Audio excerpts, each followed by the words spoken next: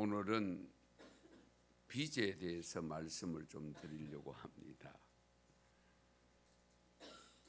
빚 없는 분 계십니까?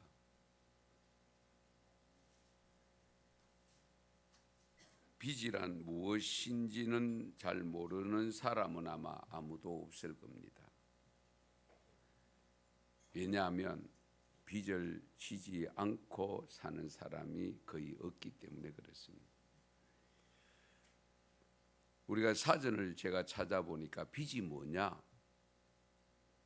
꾸어 쓴 것으로 남에게 갚아야 할 돈, 꾸어 쓴 것으로 남에게 갚아야 할 돈, 이 빚이라고 했고, 갚아야 할 은혜나 마땅히 베풀어야 할 도리, 꼭 돈이 아니더라도 내가 받은 은혜로 말미암아 자신에게 유익을 준 것에 대해서 그것을 또 갚겠다고 하는 그런 마음을 가지고 있을 때에 그 은혜의 빚이라고 표현하죠. 예. 그런데 우리 문제가 뭐냐면 요즘 사람들은 빚을 겁내지 않는다는 사실입니다. 빚을 겁내지 않는다. 예.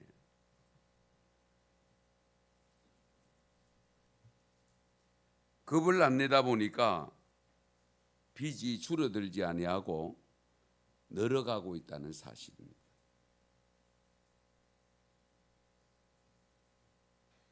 지금 개인적 빚도 있지만 우리 국가적 빚도 가끔 뉴스에 나오죠. 기업의 빚들이 있죠. 그런데 잘 들어보세요.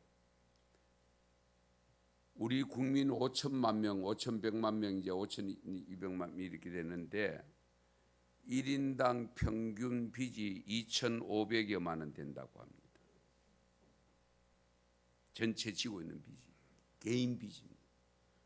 거기에 나라 빚까지 합쳐서 환산을 하면 잘 들으세요. 얼마나 되느냐? 1억 3천만 원 정도 된다고 합니다. 1인당입니다. 아이, 어른 할 것 없이. 예. 하지만 빚의 특징 중에 하나가 뭐냐?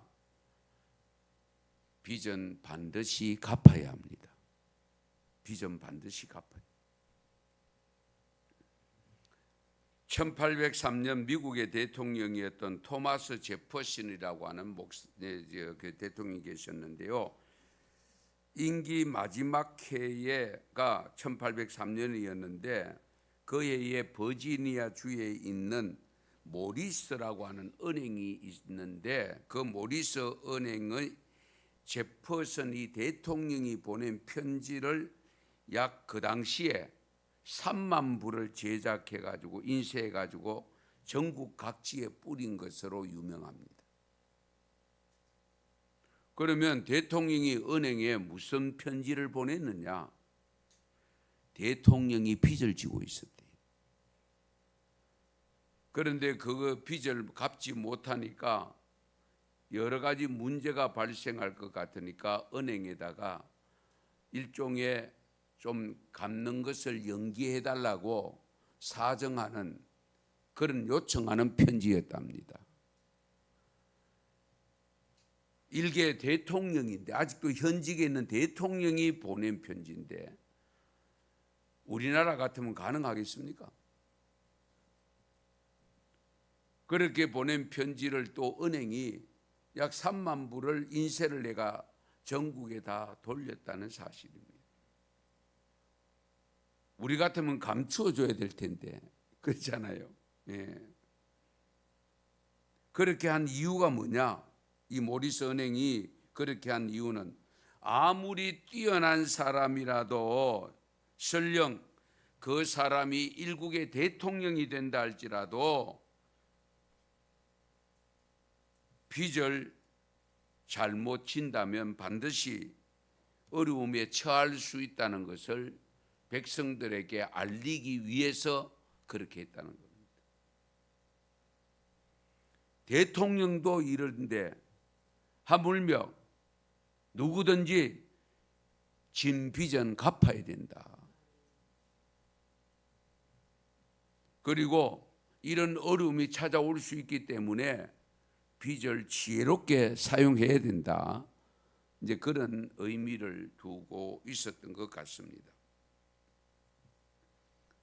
사실 빚 때문에 스스로 자신의 생명을 끊는 경우들도 일어나는 것을 우리는 보고 있잖아요. 돈에 대한 빚도 중요하지만 우리 하나님의 경외하고 구원의 은혜를 입은 성도들에게 빚이 있습니다. 무슨 빚입니까? 복음의 빚입니다. 구원의 빚입니다. 이 빚 없는 사람은 없습니다. 복음의 빚, 구원의 빚을 어떻게 졌느냐? 여러분 잘 아시는 대로 내가 스스로 그 빚을 지고 싶어서 진 사람 아무도 없지요. 우리 하나님께서 일방적으로 빚을 주셨어요. 그 빚이 어느 정도냐? 우리가 갚을 수 없는 빚입니다. 왜? 하나님의 독생자 예수님을 주신 빚이잖아요. 하나님이 독생자 예수님을 내 영혼 지옥으로 갈 수밖에 없는, 영원한 불에 타 죽을 수밖에 없는 나의 영혼을 영원한 천국으로 인도하기 위해서 우리 예수님을 보내주시고 그 예수님을 십자가에 달려 돌아가시게까지 하시면서 나의 생명을 건져주시기 때문에 그것이 빚이라는 겁니다.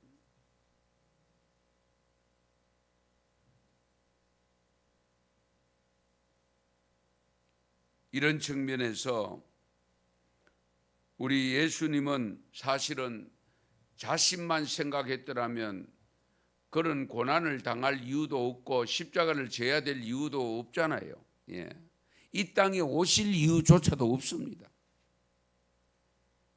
그러나 저와 여러분을 영생의 길로 인도하시기 위해서 그 높은 하늘 보좌를 버려두시고 이 땅에 오셨고 인간의 몸을 입고 오셨고 그 오신 이후에 엄청난 능력을 가지고 있음에도 불구하고 자신의 생명을 얼마든지 지탱해 나갈 수 있음에도 불구하고 기꺼이 십자가에 죽는 데까지 내어주신 것, 그건 누구를 위한 것입니까? 우리가 아니고요, 나를 위함입니다. 할렐루야. 나를 위한 것. 그래서 사도 바울은 자기가 예수 믿는 사람을 핍박을 하고 거기다가 스데반 집사 죽을 때에는 자기가 그 앞에서 주동을 하고 목격을 하고 확인을 하면서 있었던 그 엄청난 그 사실을 생각할 때에 자기가 지금 구원을 받아서 살아가면서 이 복음을 통해서 진 빚을 갚지 않으면 안 된다고 하는 그 마음을 가지고 우리에게 지금 말씀하고 있는 겁니다. 고린도전서 6장 19절에서 20절에 이런 말씀이 있습니다. 너희 몸을 너희가 하나님께로부터 받은 바 너희 가운데 계신 성령의 전인 줄을 알지 못하느냐? 너희는 너희 자신의 것이 아니라 값으로 산 것이 되었으니. 값으로 산 것이 되었다. 여기 값은 돈이 아닙니다. 독생자 예수님입니다. 예수님을 주시고 우리를 샀다는 거예요. 버리면 쓰레기와 같고 아무짝에도 소용없고 별 영향력도 없고 별 수 없는 나를 건져내어서 구원시켜서 영생의 자리에 들어올 수 있도록 하기 위해서 예수님을 지불했다는 거예요. 그 값으로 샀다고 고백했습니다. 그래서 값으로 산 것이 되었으니 그런즉 너희 몸으로 하나님께 영광을 돌리라. 할렐루야. 값으로 산 바 되어져서 내가 복음의 빚을 졌다고 하는 것을 믿습니까? 안 믿어요? 아멘 하십시오. 믿는다면 어떻게 살아야 되느냐? 하나님께 영광 돌리는 삶을 살아야 됩니다. 하나님께 영광 돌리는 삶. 내가 영광 받을 게 아니고 하나님의 영광 돌리는데 최선을 다해요. 예. 내 기분 좋으려고, 내가 칭찬 들으려고, 내가 무엇을 얻으려고 아니고 하나님께 영광 돌리는 삶을 위해서 최선을 다해요.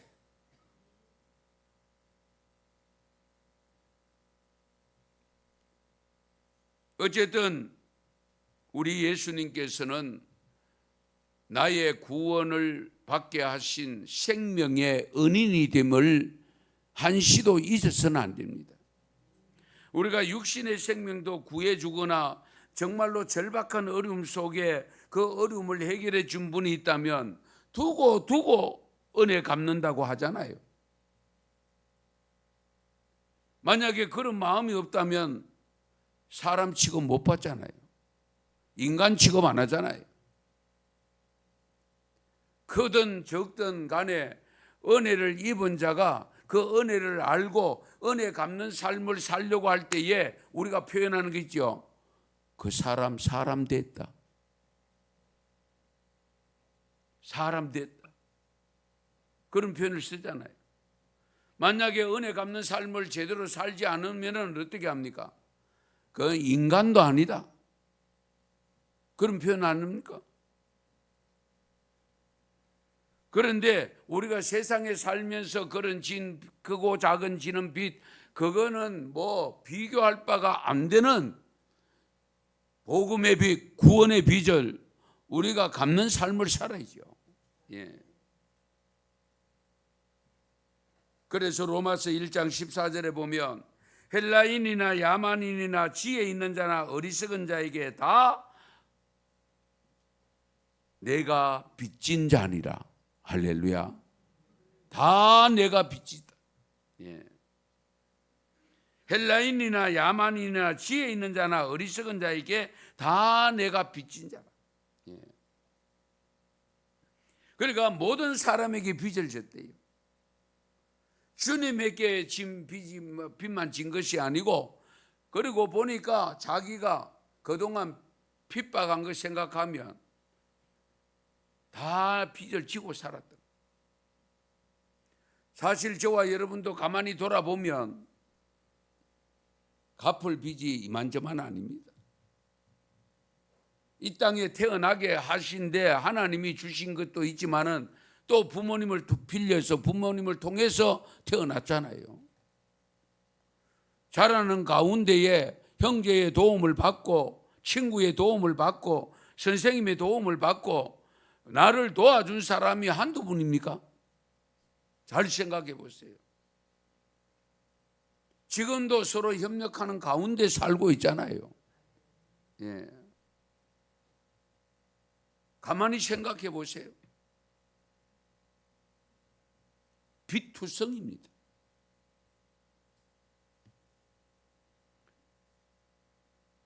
그래서 로마에 가서도 복음 전하기를 원한다고 바울은 고백합니다. 로마서 1장 15절에 그러므로 나는 할 수 있는 대로 로마에 있는 너희에게도 복음 전하기를 원하노라. 아멘. 왜? 복음의 빚을 갚기 위해서. 할 수 있는 대로 너희들에게 가서 복음 전하기를 원한다. 그리고 오늘 본문 로마서 8장 12절에 보면 같이 읽겠습니다. 그러므로 형제들아 우리가 빚진 자로 돼 육신에게 져서 육신대로 살 것이 아니니라. 아멘. 육신대로 살 것이 아닌 이유가 뭐냐? 하나님께 영광을 돌려야 되기 때문에 그렇습니다. 예.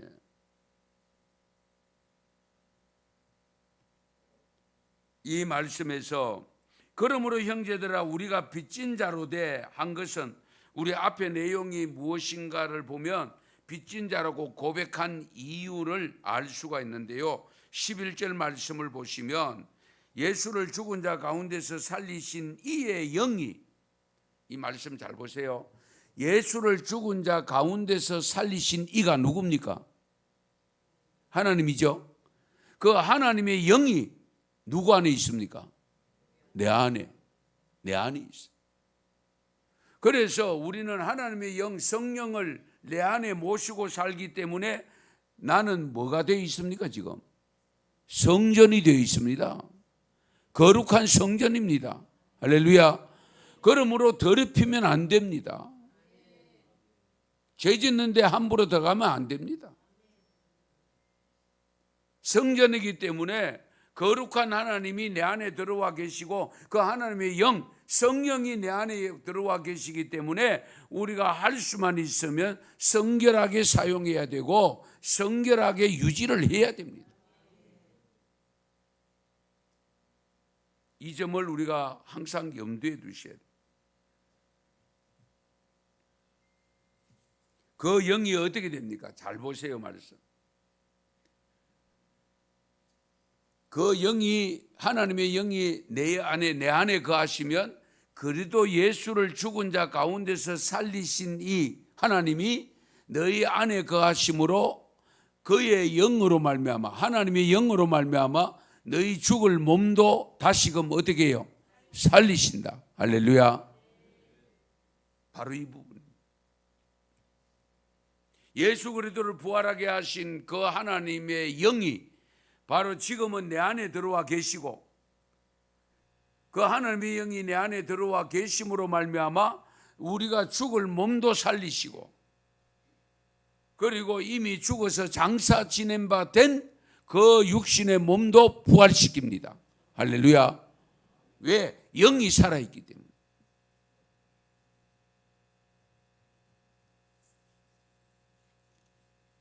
예수님을 죽은 자 가운데서 살리신 영, 하나님의 영이 우리 안에 거하시어서 우리도 죽을 몸을, 우리가 죽을 몸인데 살리심을 받아서 영생을 얻었기 때문에 이 은혜는 무엇으로도 갚을 수가 없어요. 그러나 최선을 다해서 갚는 삶을 살아야 됩니다. 고린도전서 9장 16절에서 이렇게 고백합니다. 내가 복음을 전할지라도 자랑할 것이 없으면 내가 부득불할 일임이라. 만일 복음을 전하지 아니하면 내게 화가 있을 것이로다. 아멘. 복음을 전할지라도 자랑할 것이 없는 이유는 빚을 갚는 것이기 때문에 자랑할 거 없다는 거예요. 예. 부득불할 일임이라. 예. 반드시 해야 될 일이다. 그런데 그 복음을 전할 것을, 복음의 빚을 진 것을 갚는 삶이 복음을 전하는 것인데, 그런데 그 복음을 전하지 아니하면 내게 오히려 화가 있다. 빚을 안 갚으면 뭘 당하지요? 화를 당하는데 차업이 들어옵니다. 고발을 당합니다. 이 말씀 준비하는데요, 또 여러분에게 이해를 시키라고 또 한 사건인데 외부의 분입니다. 저를 조금 아는 분인데 상담 전화가 왔어요. 목사님 상담할 게 있대. 아들이 빚을 졌는데 직장에 들어가 아직 결혼도 안 한 아들입니다. 빚을 졌는데 6개월 근무하는 사이에 그 사장한테 3천만 원을 빌렸었대요. 이해됩니까? 그러다가 지금 다른 곳에 가서 다른 직장을 구해가지고 살고 있는데 이게 갚을 길이 없으니까 사장이 공식적으로 경찰서에 고발을 한 거예요. 수사가 들어온 거예요. 그래서 엄마가 알게 된 거예요. 어머니가 알게 됩니다. 잘 생각해 보십니다. 6개월 동안에 3천만 원을 빚을 주는 사장도 참 좋은 사장이죠. 한번 생각해 보세요. 300만 원도 주기 힘드는데 월급은 월급대로 다가가고, 그런데 거짓말을 많이 한 거예요. 엄마가 아프다.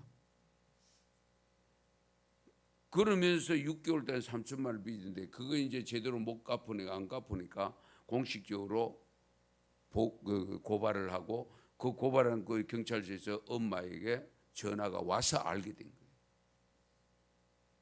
이걸 어떻게 처리해요? 오늘 말씀 그대로입니다. 내가 부득불할 일인데 하지 않으면 내게 화가 있다. 갚지 않으면 화가 있다. 사도 바울이 내가 복음을 받아서 구원받은 것은 정말 이것은 하나님의 은혜고, 정말 예수 그리스도의 그 값으로 지불 받아서 내가 구원을 받았는데 그 엄청난 빚을 갚아야 되는데, 이 복음을 전하는 것이 빚을 갚는 것인데 이 복음을 전하지 않으면 내게 오히려 화가 있다. 고발당한다는 거죠. 예. 성도 여러분, 우리가 예수 믿고 영생 얻은 자로 살아가는 것이 빚진 자로서 살아가고 있음을 믿습니까? 확인하고 있습니까? 그 빚은 반드시 갚아야 됩니다. 갚아도 되고 안 갚아도 되는 게 아닙니다. 그렇다면 복음의 빚을 갚는 것을 어떻게 갚아야 될 것인가? 돈의 빚이라면 돈으로 갚으면 되잖아요. 그런데 복음의 빚을 무엇으로 어떻게 갚느냐는 겁니다. 복음의 빚은 복음으로 갚아야 됩니다. 복된 소식을 들어서 구원받았기 때문에 나도 그 구원받은 복음을 다른 사람에게 전하는 것이 빚을 갚는 것이 됩니다. 그런데 문제는요, 복음의 빚을 갚기 위해서 우리가 복음의 빚을 누구로부터 졌는가를 분명히 아셔야 됩니다. 지금까지 말씀드렸습니다마는 우리가 복음의 빚은 하나님으로부터 진 빚이고 예수 그리스도를 통해서 진 빚입니다. 그렇잖아요? 예. 복음의 주체가 예수님입니다.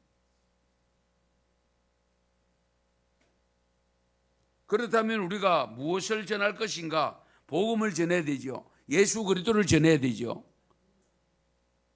이 점을 항상 염두에 두셔야 돼요.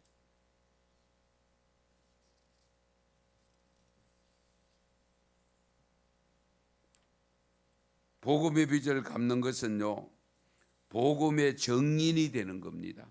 복음의 증인. 증거자가 되는 것인데, 그래서 제자 삼는 삶을 살아야 됩니다. 제자 삼는 삶. 예수님이 주신 지상 명령이 뭡니까? 마태복음 28장 20절에 지상 명령을 주세요. 가서 제자 삼으라. 가서 제자 삼으라. 예. 어쨌든 사도 바울은 분명히 고백합니다. 복음의 빚진 자라고. 그러면서 하는 말이 복음을 전하기를 원한다고 했고, 그 복음을 전하기를 원하는데 어느 정도로 원하느냐? 나의 생명을 조금도 귀한 것으로 여기지 않는다고 했습니다. 왜? 예수님 당신이 귀한 생명을, 죽지 않아도 될 생명을, 육신의 생명을 죽기까지 하면서 나를 구원시켜 주시기 때문에, 그래서 나도 복음을 위해서라면 죽는 것도 유익하다고 했고 그걸 두려워하지 않는다고 했습니다.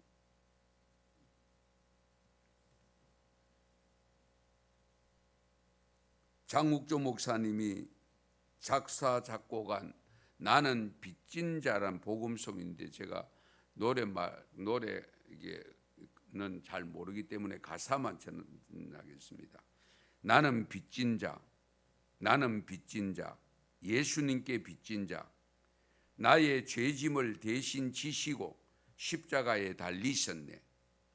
오 하나님, 나의 아버지, 이 죄인을 받으소서. 구주 예수님, 주의 성령님, 갚을 길 없는 은혜, 이 생명 바쳐, 이 몸을 바쳐 죽도록 충성하리라. 아멘. 우리 장욱조 목사님이 부른 복음송입니다. 그리고 복음을 빚을 갚는 것은 우리 민족에게 복음을 전해준 선교사님들을 생각하면서 복음의 빚을 갚아야 됩니다. 지난주에 우리 선교자 순직자 기념주의를 맞아서 말씀을 드렸습니다마는 우리의 상상을 초월합니다. 우리가 그냥 복음을 받아서 지금 이렇게 쉽게 예수 믿고 있는 것으로 되다 보니까 그 복음이 이때까지 이와 같이 우리나라에서 복음이 이렇게 확산되는 여정 속에 수많은 생명들의 순교자, 순직자, 또 밝혀지지 않는 순교자, 순직자들이 있다는 걸 염두에 두셔야 됩니다. 공식적으로 밝혀진 것이 순교자가 2,600여 명 됩니다. 2,600여 명. 예.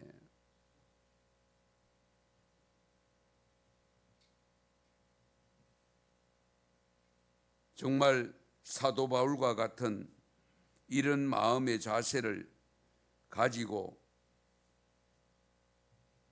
이 대한민국의 한반도에 복음 전하기 위해서 들어왔던 선교사님들, 지난주도 말씀드렸지만은 그 당시의 선교사님들은 연령대가 전부 20대입니다. 오늘날 우리 한국에서는 20대의 선교사로 나가는 경우는 거의 없고, 다만 단기 선교는 나가고 있습니다. 예. 지금은 30대도 나갈 분이 잘 없고요. 지금 은퇴한 목사님들이 나가야 되는 그런 상황에 와 있습니다. 지금 선교사님들도 일찍이 나간 선교사님들이 은퇴할 나이들이 되었는데 그분들이 은퇴를 하고 나면 그 선교 사역을 받을 사람이 많이 없다는 사실입니다. 자, 어쨌든 간에 우리가 빚을 갚는다고 할 때에, 선교의 빚을 갚는다고 할 때에 항상 복음을 전하는 데 있어서 선교사님들을 생각하면서, 정말 지금 우리나라 선교사님들이 세계에서 미국 다음으로 많이 파송받았고 1, 2위를 다투고 있는 현실에 놓여 있는 것은 분명합니다만, 우리가 내가 직접적으로 만나는 분들에게 복음을 전하는 것도 중요합니다. 그러나 땅끝까지 복음을 증거하라고 하셨고 제자되라고 하신 그 말씀에 순종해서 복음을 전하기 위해서 나가 있는 그분들을 내가 직접 나가지는 못해도 합력하는 선교사로, 합력하는 선교사, 예, 그 사명도 우리가 감당해야 될 부분이죠. 우리 교회도 선교 헌금을 드리는 분들, 지속적으로 드리는 분들 계속 있습니다만은 이 모양 저 모양으로 다양하게 우리가 선교사를 돕는 길은 여러 가지 길이 있습니다. 예. 아직 우리 은성교회로서는 단독 선교사 파송은 하지 못하고 있습니다.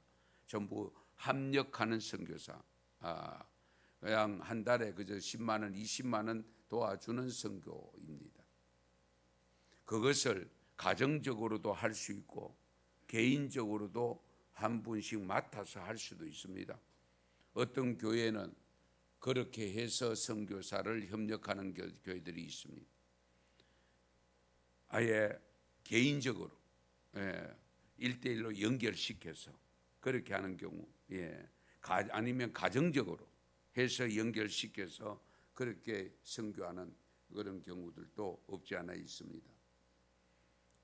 어쨌든 우리가 이 해외 선교사님들을 생각하면 우리나라 들어와서 20대에 정말 생명을 내어놓고 그렇게 희생하면서 복음을 전한 그 복음이 오늘날 내게 들어와 있다는 사실을 생각하면 그 복음을 진 복음을 빚을 갖기 위해서라면 나는 어떻게 해야 될 것인가, 우리는 어떻게 해야 될 것인가를 생각하지 않을 수 없지요. 순교자님들을 생각하시면서 선교사님들을 생각하시면서 정말 생명 걸고 복음을 전하는 빚을 갚는 삶을 살아갈 수 있기를 바랍니다. 그리고 마지막으로 또 한 가지 더 생각할 수 있는 것은 우리가 복음의 빚을 갚아야 할 사람이 누구냐면 어떤 분은 여기에 모태신앙이라고 하는 부모님의 신앙을 가지면서 그 태속에서부터 교회를 다녔다고 생각하는 모태신앙들은 부모님에게 일단 은혜를 갚아야 되겠죠. 부모님께 감사해야 되겠죠. 그러나 그렇지 아니하고 누군가로부터 전도를 받아서 오신 분들은 나를 교회로 인도하시고 예수 믿게 한 그 전도자를 알면 그 전도자를 생각해서라도 복음의 빚을 갚아야 됩니다.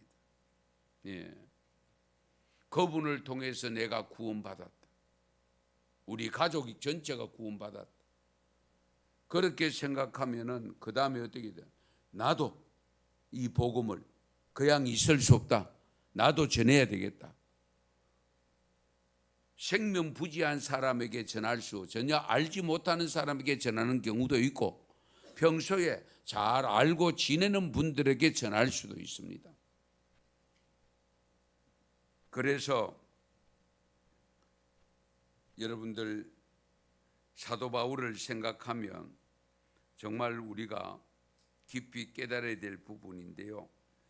사도 바울이 사도행전 22장에서 자신이 어떤 사람인가를 예루살렘에서 붙잡혀 신문을 받을 때 박힌 내용인데요.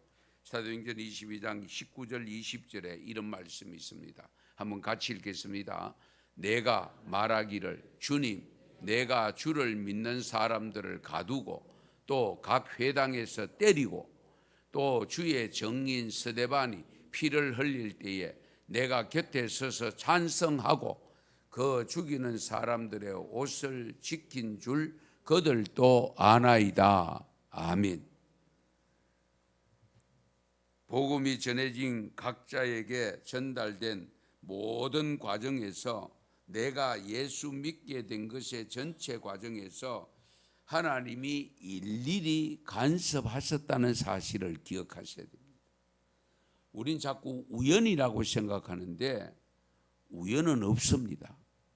모든 것이 하나님의 섭리입니다. 하나님의 섭리입니다. 이 점을 놓치면 안 돼요. 저와 여러분이 만나서 여기에서 예배를 같이 드리고 있는 것 하나님의 섭리임을 믿으시기 바랍니다. 내 뜻이 없어요. 우리는 자꾸 생각할 때 내 뜻인 줄 생각하고 내 생각이라고 생각하는데 하나님의 섭리가 있었기 때문에 그렇게 된 겁니다. 하나님의 섭리. 이 점을 우리가 놓치면 안 됩니다. 그래서 여러분들 복음의 빚을 갚기 위해서는 복음을 전해야 된다고 말씀을 드리는데 여러분들이 개인적으로 복음을 반드시 전해야 될 대상자들을 가슴에 품어야 돼요. 여러분 잘 품어야 돼요. 새는 14일 2주 정도 품으면 새끼가 나옵니다. 닭은 계란을 며칠간 품지요? 3주 21일 정도 품어야 되잖아요. 그렇죠? 그런데 사람은 10개월을 품어야 됩니다. 그런데 복음의 빚을 갚아서 구원 얻는 생명을 품고 있는 시간은 누구도 예약이 없어요. 예견을 하기가 어렵습니다. 불과 몇 시간 만에 되는 경우도 있고 몇 년 만에 되는 경우도 있고 지금 10년, 20년이 되어도 아직도 품고 있는 분 없습니까? 분명히 있을 겁니다. 예. 그러나 품은 것이 없으면 나을 수가 없잖아요. 품고 있어야 낫지요. 낫는 것은 언제인지 모르지만, 그러므로 여러분 마음속에, 가슴 속에 진정 반드시 복음을 전하겠다고 하는 그 대상을 품어야 돼요. 예. 뭐 교회에서 전도 행사할 때 전도 기회 줄 때 그때만 품는 게 아닙니다. 그때만 빚을 갚는 게 아니잖아요. 우리는 주님 앞에 부를 때까지 이제 빚 갚는 삶을 살아야 됩니다. 그러기 위해서 내 품에 품어야 됩니다. 품고 기도하셔야 됩니다. 그리고 복음을 전하셔야 됩니다. 그 전하는 입술로 전하는 경우도 있지만 삶을 통해서 보여주면서 전하는 경우도 있잖아요. 이 점을 우리가 깊이 헤아리셔야 됩니다. 정말 새 생명으로 부활할 때까지 품어야 됩니다. 예. 그래서 사도행전 5장 42절 말씀에 보면 그들이 날마다 성전에 있든지 집에 있든지 예수는 그리스도라고 가르치기와 전도하기를 그치지 아니하니라. 할렐루야. 중요합니다. 성전에 있든지 집에 있든지 길을 갈 때든지 여기 추가를 하면, 예? 회사 일을 하든지 예수는 그리스도라고 가르치기도 하고 전도하기를 중단하지 아니하고 거치지 아니하고 계속적으로 하는 믿음으로 복음의 빚을 갚는 삶이 될 수 있기를 축원합니다. 축복합니다. 기도드리겠습니다.